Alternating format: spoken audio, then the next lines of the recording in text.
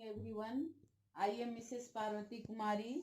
Today is 23rd day of online class for inter second year students. बच्चों, पिछले कई class में मैं बौद्ध धर्म पढ़ा रही थी। बौद्ध धर्म कंप्लीट हो गया है। अब मैं चैप्टर 4 के बाद, ध्यान दीजिएगा, चैप्टर 4 के बाद चैप्टर 7 पढ़ाऊंगी।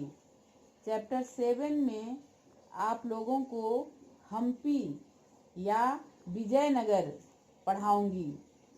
विजयनगर, जैसा कि आप जानते हैं, यह दक्षिण भारत में है। दक्षिण भारत में कर्नाटक राज्य में स्थित है। इसमें हम भूमिका देखेंगे।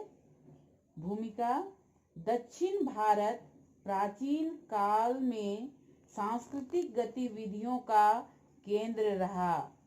चेर, चोल, पांड्य काल में दक्षिण भारत की एक विशिष्ट संस्कृति थी। ईस्वी पूर्व प्रथम सदी में ये तीनों राज्य अस्तित्व में आ चुके थे। संगम युग के बाद चोलों का पुनरुत्थान 9वीं सदी में हुआ। इसी समय राष्ट्रकूट, चालुक्य एवं पल्लवों ने चोलों के साथ साथ दक्षिण भारतीय संस्कृति को समृद्ध किया। इन सभी वंशों ने दक्षिण भारतीय संस्कृति को समृद्ध किया। इन सभी वंशों ने दक्षिण भारत के स्थापत्य को चरमोत्कर्ष पर पहुंचाया। तुंगभद्रा एवं कृष्णा नदियों के बीच, ध्यान दीजिएगा, तुंगभद्रा एवं कृष्णा नदियों के बीच रायचूर द्वाब दक्षिण भारत का सर्वाधिक उपजाऊ एवं महत्वपूर्ण क्षेत्र है। रायचूर द्वाब दक्षिण भारत का सर्वाधिक उपजाऊ एवं महत्वपूर्ण क्षेत्र है। इस पर अधिकार को लेकर राष्ट्रकूट, चालुक्य, पल्लव एवं चोलों के मध्य सदैव संघर्ष हुए। ध्यान दीजिएगा, कई बार ये प्रश्न पूछा गया है कि रायचूर द्वाब क्या है।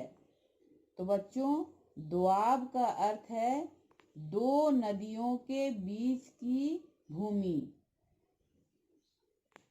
तो बच्चों, द्वाब का अर्थ है दो नदियों के बीच की भूमि। ये दो नदियां हैं, ये दो नदियां तुंगभद्रा और कृष्णा। इन नदियों का बीच का जो भूमि था उसे दोआब कहा गया है। ये भूमि काफी उपजाऊ थी। दोनों नदियों की गीली मिट्टी इस क्षेत्र पर छोड़ जाती थी, जिससे यह क्षेत्र काफी उपजाऊ था। इस उपजाऊ भूमि पर खेती करने के लिए दोनों क्षेत्रों के लोग आपस में युद्ध करते थे। इसलिए यह क्षेत्र काफी महत्वपूर्ण था।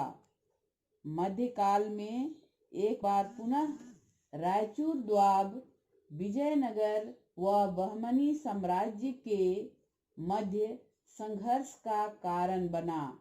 ध्यान दीजिएगा, रायचूर द्वाब विजयनगर व बहमनी साम्राज्य के मध्य संघर्ष का कारण बना। उत्तर में बहमनी साम्राज्य तो दक्षिण में विजयनगर साम्राज्य।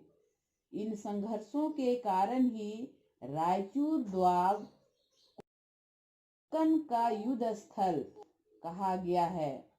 इन संघर्ष के बावजूद यहाँ की सांस्कृतिक परंपरा निर्बाध रूप से पल्लवित होती रही।